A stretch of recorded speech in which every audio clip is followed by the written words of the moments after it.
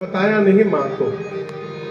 कैलाश गए और दर्शन करिए। जाने के साथ ही भगवान शंकर शंकर सहज स्वरूप सम्हारा लागे समाधि अखंड अपारा। भगवान शंकर ने क्या किया? समाधि ले लिए। गोस्वामी जी कहते हैं शंकर सहज स्वरूप सम्हारा। इसका सामान्य अर्थ तो है कि शंकर जी अपने सहज स्वरूप में प्रवेश किए, समाधिस्थ हो गए।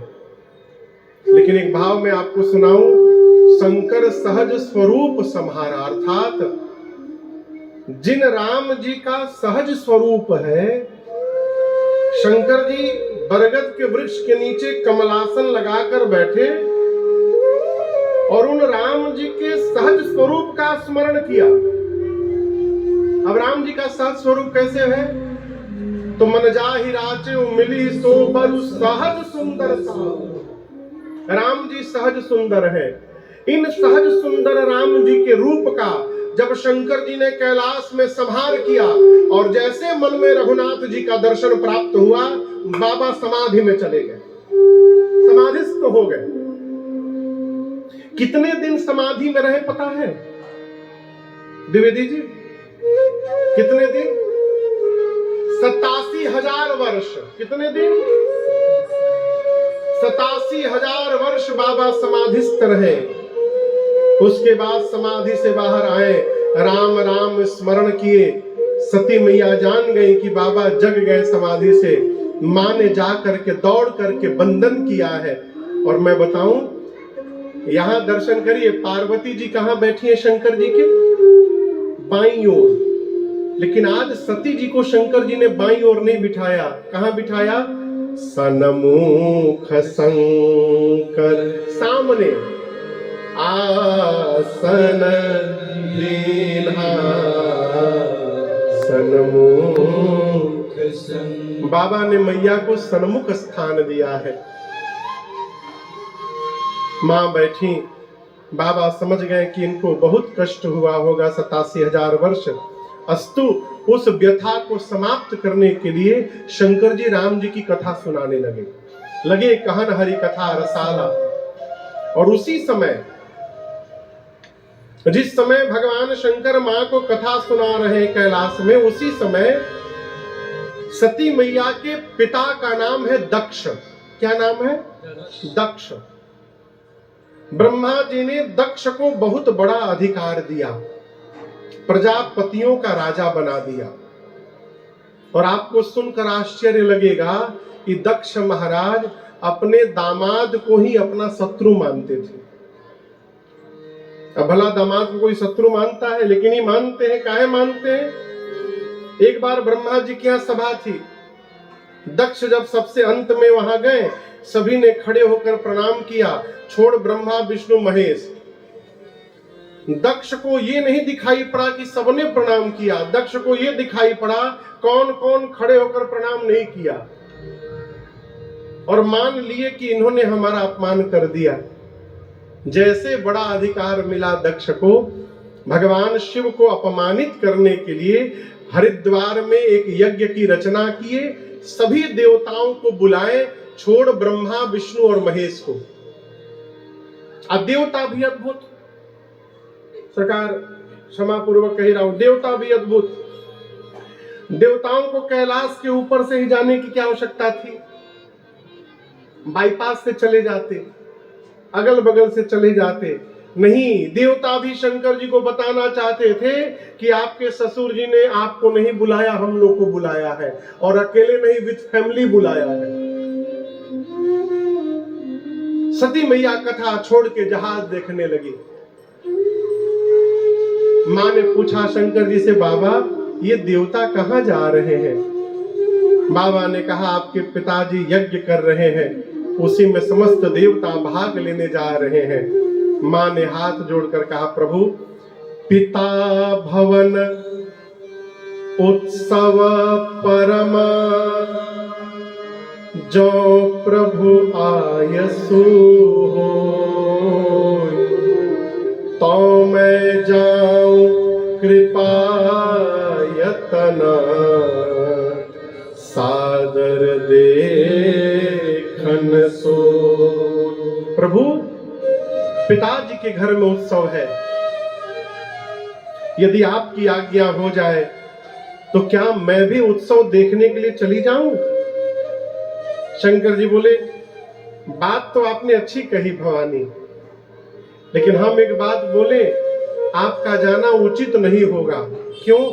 आपके पिताजी ने हम लोग को न्योता नहीं भेजा है। न्योता समझ रहे? न्योता यहाँ क्या बोलते हैं? न्योता ही बोलते हैं। यहाँ बुंदेलखंडी बोली जाती है, काय के लाने, काय के लाने।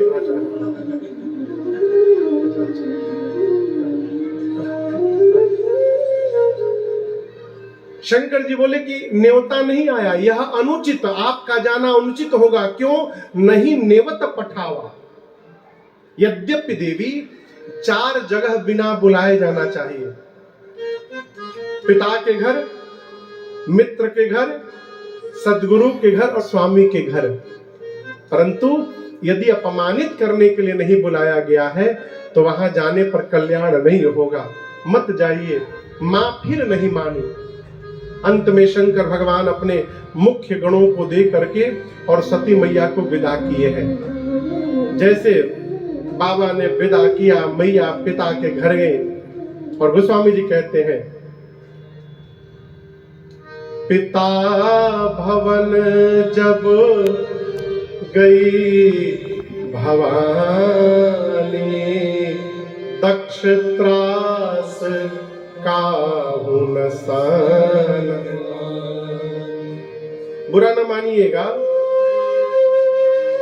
80 साल की बूढ़ी माई हो जाए, कमर में दर्द, घुटने में दर्द, लेकिन जैसे मैके जाने की बात आ जाए, सारा शरीर का दर्द गायब। वो न जाने कहां से बूस्टर मिलता है, भगवान जाने।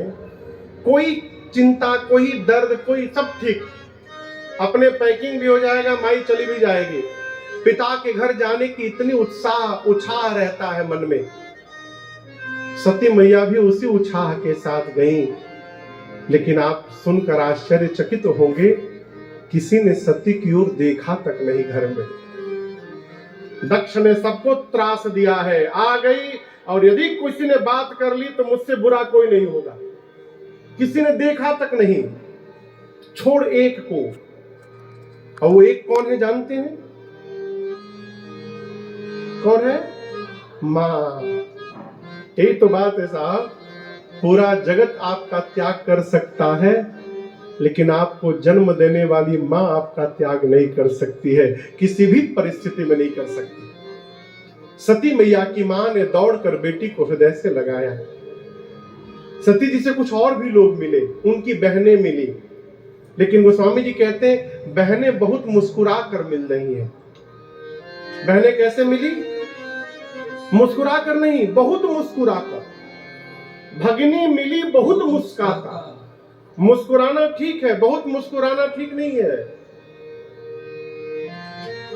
आपके घर में कोई आवे, आप बोलिए अरे बहुत सुंदर है, स्वागतम स्वागतम, आइए आइए, ये तो अच्छी बात।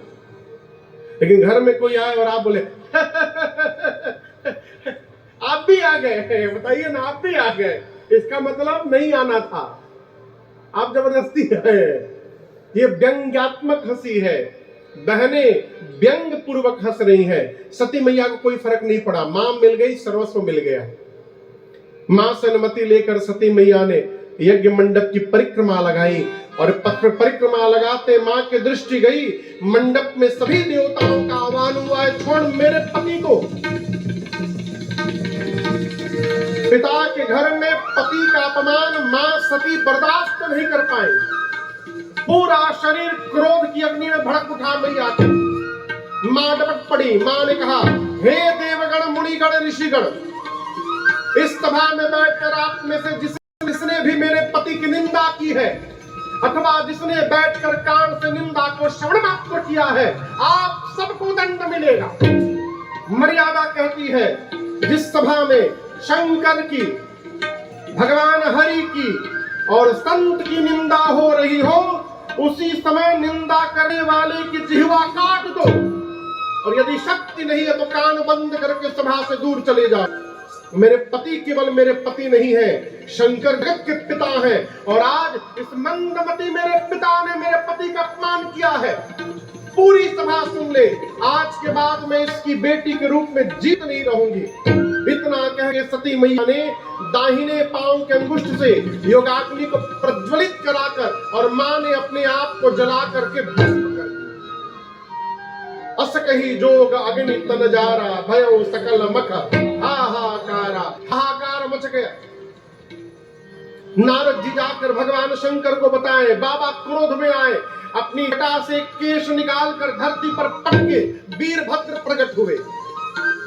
वीरभद्र को कुपित करके बाबा ने भेजा है, आए।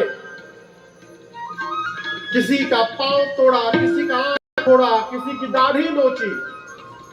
दक्ष के सर को हाथ से पकड़ा वीरभद्र ने, घुमाया और धड़ से सिर को उखाड़ करके ले जाकर अग्नि कुंड में भस्म कर दिया। पूरा यज्ञ विध्वंस कर दिए रुद्रगण। वो तो बाद में शंकर जी को, विष्णु भगवान को बुलाकर यज्ञ की रक्षा कराई गई। और आपको बताऊं, सती मैया ठीक मरने से पहले, सती मरत हरे सन बर मांगा, सती मरत हरे सन बर मांगा, जन्म जन्म शिव पद अनुरागा, जन्म जन्म शिव पद अनुरागा। सती मैया ने मरने के ठीक पहले राम जी से वरदान मांगा। किससे मांगा? जोर से बोलिए। शंकर जी से नहीं मांगा। क्यों नहीं मांगा? जानती हैं शंकर जी मेरा त्याग कर चुके हैं, मुझे स्वीकार नहीं करेंगे। राम जी से मांगा। एक और कारण है, सती मैया जानती है कि मैंने राम जी की परीक्षा लेकर उनका अपमान किया है। जब तक राम जी मुझे क्षमा नहीं करेंगे तब तक बाबा मुझे क्षमा करने वाले नहीं है। तीसरा कारण, सती मैया ये जानती है कि शंकर जी राम जी को अपना स्वामी मानते हैं। ये बड़ा अद्भुत रिलेशन है। आप राम जी को देखिएगा, राम जी शंकर जी की पूजा करते हैं, और शंकर जी को देखिएगा, शंकर जी राम जी की पूजा करते हैं। वस्तुतः मैं आपसे कहूं, बड़ा वही है माई बाप जो अपने सामने वाले को अपने से बड़ा मानता है, वो बड़ा आदमी है। जो सामने वाले को बड़ा माने वो बड़ा आदमी। सती मैया जानती हैं कि शंकर जी राम जी को अपना स्वामी मानते हैं, और यदि राम जी ने कह दिया तो बाबा मुझे पुनः स्वीकार कर लेंगे। इसलिए सती जी ने मरते समय राम जी से वरदान मांगा, प्रभु आप आशीर्वाद दीजिए, अगले जन्म में भी मैं बाबा के ही चरणों की दासी बनूं, इसके अलावा हमें आपसे कुछ नहीं चाहिए।